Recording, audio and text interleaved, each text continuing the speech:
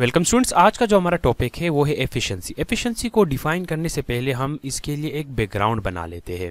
तो जो light bulb होते हैं घरों में, जिन लाइट बल्ब्स को हम यूज़ करते हैं, उनका फंक्शन क्या होता है कि वो हमें लाइट एनर्जी प्रोवाइड कर दे। क्या प्रोवाइड कर दे? Light energy.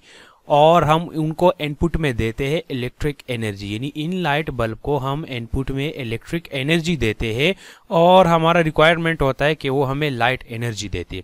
इसी तरह जो कार इंजन होता है, किसी भी कार का जो इंजन होता है उसको हम इनपुट में केमिकल एनर्जी देते हैं, यानी उस इंजन में हम ऑयल डालते हैं और हमारी रिक्वायरमेंट क्या होती है कि ये इंजन इस केमिकल एनर्जी को कन्वर्ट कर दे इनटू काइनेटिक एनर्जी, यानी ये कार को मोशन में ले आए। तो ये जो फॉर्म्स है यानी kinetic energy and light energy, these are the useful forms, these are the useful forms of energy.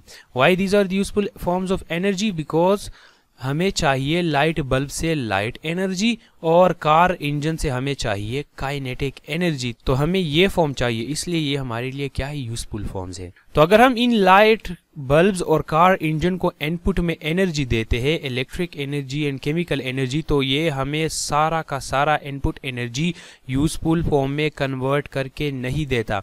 यानी अगर हम सपोज करो अगर हम लाइट बल्ब को जो है वो 100 जूल एनर्जी इनपुट में देते हैं तो वो हमें लाइट एनर्जी 100 जूल का नहीं देता बल्कि बहुत कम का देता है। जो इनकैंडेसेंट लाइट बल्ब्स होते हैं वो लाइट कलर के बल्ब जो हम यूज करते थे अपने घरों में, अगर हम उनको 100 जूल एनर्जी इनपुट में देते हैं इलेक्ट्रिक एनर्जी, तो वो हमें 5 जूल एनर्जी को जो है इस 100 में से लाइट में कन्वर्ट करके दे देता है और बाकी जो 95 जूल एनर्जी है वो लॉस्ट हो जाती है। लॉस्ट का मतलब ये बिल्कुल भी नहीं है कि ये एनर्जी डिस्ट्रॉय हो जाती है, क्योंकि हमने पढ़ा है इससे पहले law of conservation of energy, and law of conservation of energy के मुताबिक एनर्जी कंजर्व रहती है, ना तो हम उसको डिस्ट्रॉय कर सकते हैं और ना क्रिएट कर सकते हैं। तो ये एनर्जी लॉस्ट हो जाती है, पर लॉस्ट यानी डिस्ट्रॉय नहीं होती बल्कि दूसरे फॉर्म्स में कन्वर्ट हो जाती है। It is converted into other forms, ये अदर फॉर्म्स में कन्वर्ट हो जाती है। अदर फॉर्म्स जैसे हीट एनर्जी हो गया, हीट एनर्जी, यानी अगर हमने इस लाइट बल्ब को 100 जूल एनर्जी दे दी तो इसने 5 जूल तो लाइट में कन्वर्ट कर दिया, बाकी जो 95 जूल था उसको इसने कन्वर्ट कर दिया हीट एनर्जी में। तो किसी भी डिवाइस को अगर हम इनपुट एनर्जी देते हो तो वो टोटली उस इनपुट एनर्जी को इनटू यूजफुल फॉर्म में कन्वर्ट नहीं करता। तो अभी हम एफिशिएंसी को डिफाइन करते हैं। Efficiency is the ratio of useful energy output to energy input. Efficiency को हम रिप्रेजेंट करते हैं इस सिंबल से और इस सिंबल को बोला जाता है ईटा। ईटा एंड ईटा यानी efficiency is the ratio of, ratio को मैं डिवीजन फॉर्म में भी लिख सकता हूं। अगर मेरे पास 1:2 है तो इसको मैं लिख सकता हूं 1/2। तो efficiency is the ratio of useful energy output, useful energy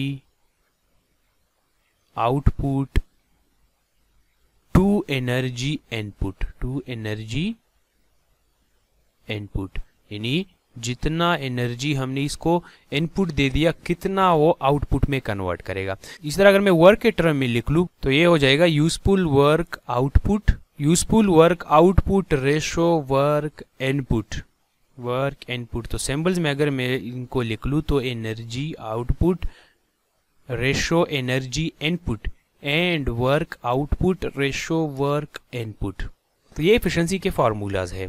तो एफिशिएंसी को जो है वो हम एक्सप्रेस करते हैं परसेंटेज में। ऑलमोस्ट ऑल केसेस में हम एफिशिएंसी को रिप्रेजेंट करते हैं परसेंटेज में। तो इन फार्मूला के साथ मैं मल्टीप्लाई कर दूंगा 100% और इधर भी 100%। तो एफिशिएंसी किसी भी डिवाइस की जो है वो 100% नहीं हो सकती। और क्यों 100% नहीं हो सकती? इट इज़ बिकॉज जो वर्क आउटपुट है वो हमेशा वर्क इनपुट से कम रहेगा और जो एनर्जी आउटपुट है वो हमेशा एनर्जी इनपुट से कम रहेगी। तो जो एफिशिएंसी है वो हमेशा 100% से कम होगी। जैसे आप लोग देख सकते हैं कि अगर हम किसी डिवाइस को इनपुट में देते हैं 100 जूल एनर्जी और वो 50 जूल को यूजफुल फॉर्म में कन्वर्ट कर देता है तो इसकी एफिशिएंसी हो जाएगी 100 कैंसिल और 50% इसकी एफिशिएंसी हो जाएगी। तो ये जो ऊपर नोमेरेटर है वर्क आउटपुट या एनर्जी आउटपुट, ये हमेशा डिनोमिनेटर से छोटा होता है, तो इस वजह से जो एफिशिएंसी है वो हमेशा 100% से कम रहेगी। और 100% से कम इस वजह से रहती है कि क्योंकि ये जो वर्क आउटपुट होता है ये वर्क इनपुट से कम होता है। क्यों वर्क आउटपुट वर्क इनपुट से कम होता है? ये इस वजह से कम होता है कि कुछ पोर्शन जो होता है वर्क इनपुट का वो अदर फॉर्म्स में कन्वर्ट हो जाता है। अदर फॉर्म्स मतलब हीट एनर्जी में कन्वर्ट हो जाता है। जितनी भी मशीन्स होते हैं उनमें होता है फ्रिक्शन, और फ्रिक्शन की वजह से हीट जनरेट हो जाता है। तो कुछ एनर्जी तो वो यूजफुल फॉर्म में कन्वर्ट कर देता है, बाकी हीट में कन्वर्ट कर देता है। तो इस वजह से कोई भी मशीन हो, कोई भी डिवाइस हो, उसकी एफिशिएंसी 100% नहीं हो सकती। तो मैंने पहले भी बता दिया कि जो इनकैंडेसेंट लाइट बल्ब होता है वो येलो कलर का लाइट बल्ब जिसको हम पहले यूज़ करते थे, अभी उसका यूज़ कम हो गया है, उसकी एफिशिएंसी होती है 5%। इस 5% का मतलब क्या है? इसका मतलब ये है कि अगर हम इसको इनपुट में 100 जूल एनर्जी देते हैं, 100 जूल इलेक्ट्रिक एनर्जी, तो ये हमें सिर्फ 5 जूल एनर्जी जो है वो लाइट में कन्वर्ट कर देगा।